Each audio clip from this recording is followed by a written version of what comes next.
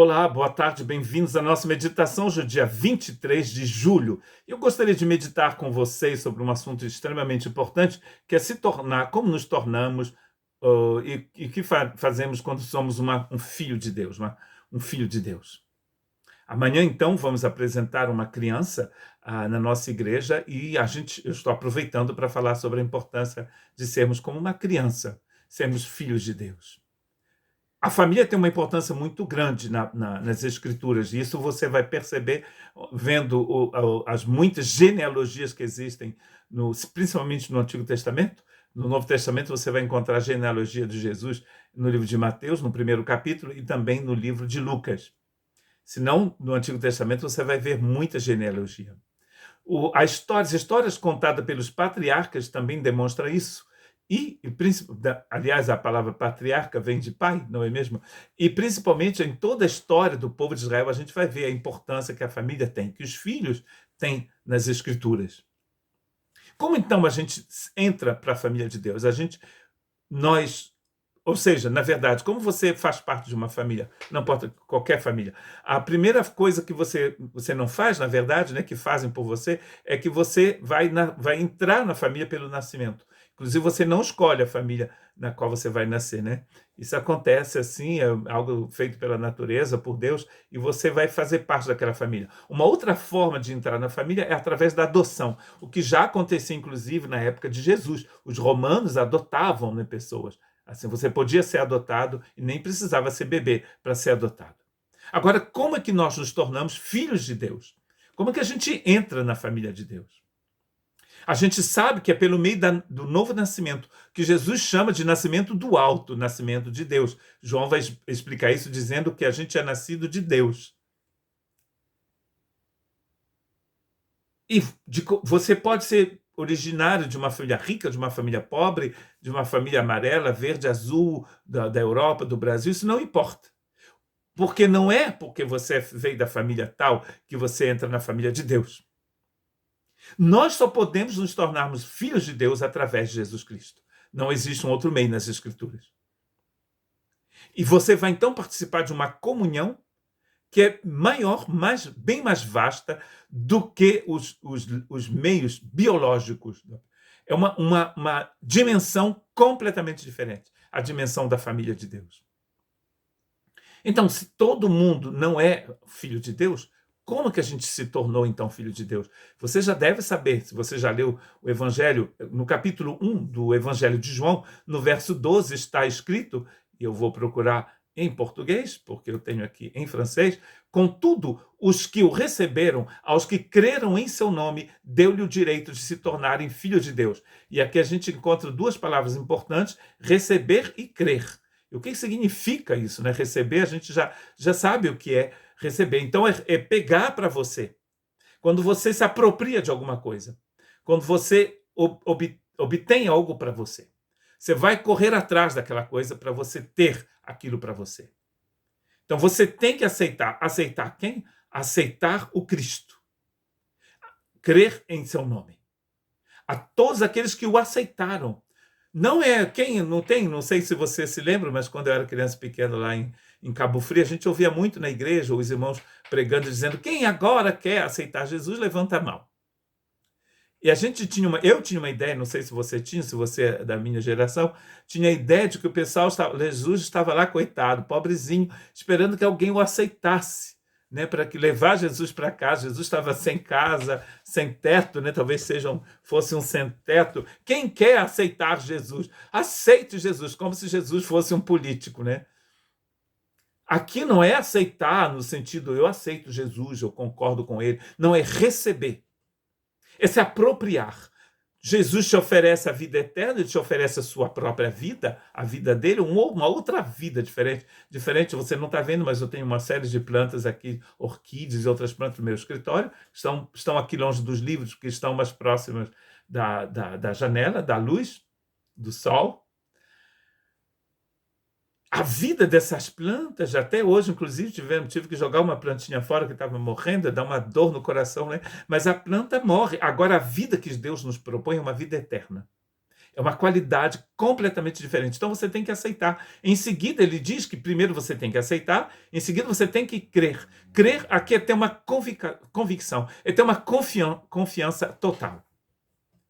É uma confiança que é maior do que qualquer prerrogativa da alma. É muito mais do que uma convicção na sua alma, é uma convicção no seu espírito. E Paulo nos explica em Efésios capítulo 2 que a fé é um presente que Deus nos dá.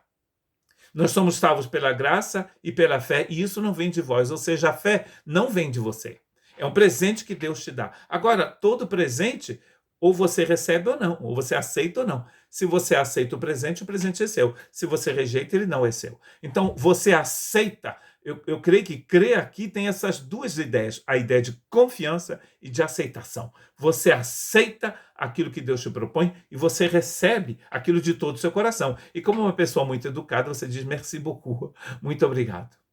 Em 1 João 3 e 1, está escrito, 1 João 3:1, vejam como é grande o amor que Deus nos concedeu, sermos chamados filhos de Deus, o que de fato somos. Por isso o mundo não nos conhece, porque não conheceu o Pai. O grande amor que Deus demonstra para conosco é quando ele nos concede de sermos chamados seus filhos. Paulo diz, escrevendo aos Efésios, que a família tira o seu nome do pai.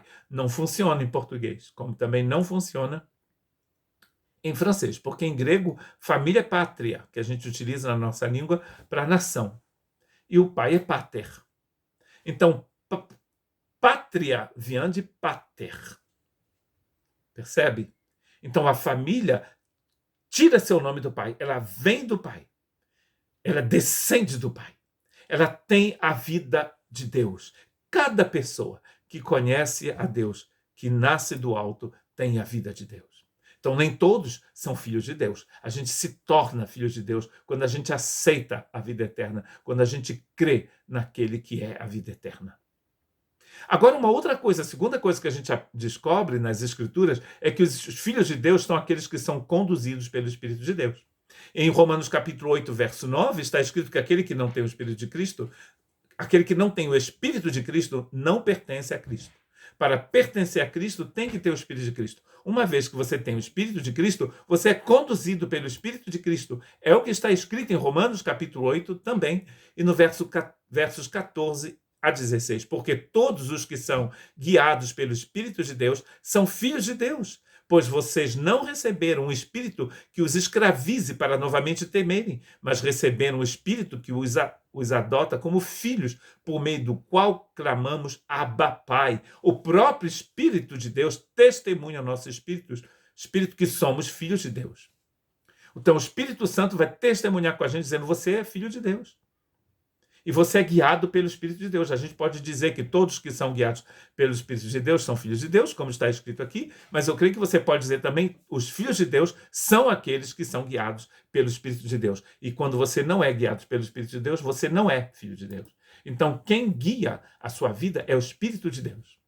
Você está cheio de vida eterna e você está sendo completamente transformado por essa vida, cada dia mais parecido com Jesus e menos parecido com seus avós e bisavós, não é? Que Pedro fala que a herança que a gente recebeu, a herança espiritual que a gente recebeu dos nossos pais, se ela não for em Cristo, ela é vã, ou seja, ela é vapor, não serve para nada.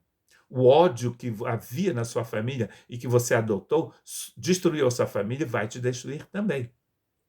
Cuspiu para cima, cai na cara. Não está escrito na Bíblia, claro. Então, os filhos de Deus são guiados pelo Espírito de Deus. A terceira coisa que a gente viu, então, a primeira é que nem todo mundo é filho de Deus, a gente se torna filho de Deus. Em seguida, nós somos guiados pelo Espírito de Deus, quando nos tornamos filhos de Deus. E a terceira coisa é que os filhos de Deus são dependentes de Deus. E isso está bem claro em Mateus capítulo 18, onde a gente vai encontrar uma vez mais os discípulos fazendo uma pergunta ridícula. No verso 1 do capítulo 18, naquele momento os discípulos chegaram a Jesus e perguntaram quem é o maior do reino dos céus? Uma pergunta bem mundana, né? Uma pergunta diabólica, que não tem nada a ver com o reino de Deus. Chamando uma criança, um bebê, colocou-a no meio deles, um menino, uma criança pequena, e disse: eu lhes asseguro que, a não ser que vocês se convertam e se tornem como crianças, jamais entrarão no reino dos céus. Portanto, quem se faz humilde como esta criança, este é o maior do reino dos céus. É um tapa assim na cara dos discípulos, né? Que estavam sempre brigando, um querendo ser melhor do que o outro, e de vez em quando eles vão fazer esse tipo de pergunta, né? Jesus deve falar: não acredito. Quem é o maior? E Jesus vai responder em 3 partes. Ele diz: a primeira parte é que o maior é aquele que se arrepende. O maior é aquele que se torna como uma criança. O maior é aquele que se torna humilde como uma criança. Quais são essas características de uma criança que vão nos ajudar a compreender por que é importante nos tornarmos como crianças? Não estamos falando aqui, Jesus não está dizendo que você deve ser como criança no entendimento. Não é no entendimento. No entendimento você cresce como adulto. Ele está falando aqui de uma dependência que a criança tem do pai. A criança depende inteiramente da sua família. Ela é um ser livre, que não tem aquelas complicações que o adulto tem. E eu creio que a principal característica aqui é que a criança é dependente. Depende inteiramente dos pais. E, naturalmente, uma criança, quando ela tem fome, o que ela faz? Ela corre para os pais. Geralmente para a mãe, né? Principalmente para tirar a fralda, né? Porque mãe tem assim, um dom muito grande, não é mesmo? Para limpar, para tirar a fralda de bebê. Se eu dissesse para minha esposa, ela não vai gostar. Minhas filhas já estão grandes, mas você sabe que nem todo mundo tem esse chamado, né? Eu acho que eu não tinha muito esse chamado. Então a criança naturalmente corre para o pai, pede comida, chora, grita e esperneia. Porque a criança sabe que vem dali, né? A gente está falando aqui de uma família normal, onde os pais amam seus filhos. Existem pais também que maltratam seus filhos, suas crianças. Oremos por esses pais e abençoemos essas crianças. Percebe que aqui a dependência total de Deus vai te ajudar a permanecer no caminho de Deus. A soberba não tem lugar no coração de uma criança que pertence a Deus, um filho de Deus. Essa inocência, essa dependência total. Jesus diz em João capítulo 15, sem mim vocês não podem fazer nada. Isso quer dizer que você não pode fazer nada sem ele, mesmo que você tente. Então, nem todo mundo é filho de Deus, você se torna filho de Deus. É um milagre sobrenatural. Tem gente que já diz que o nascimento de uma criança já é uma coisa sobrenatural, mas é um nascimento natural. Não é físico, é natural, biológico. Aqui nós estamos falando de um nascimento do alto, ou seja, você é cheio da vida de Deus. E cada dia mais você vai se parecer com Jesus. As características de Jesus sendo manifestadas na sua vida. É o que o Paulo chama de fruto do Espírito, que é o amor. Não o amor de mãe, de pai, de amigo, não. É o amor de Deus, que foi derramado em nossos corações, Romanos 5,5, através do Espírito Santo. Uma vez mais, a gente volta, então, à presença do Espírito Santo em nós. Que Deus te abençoe.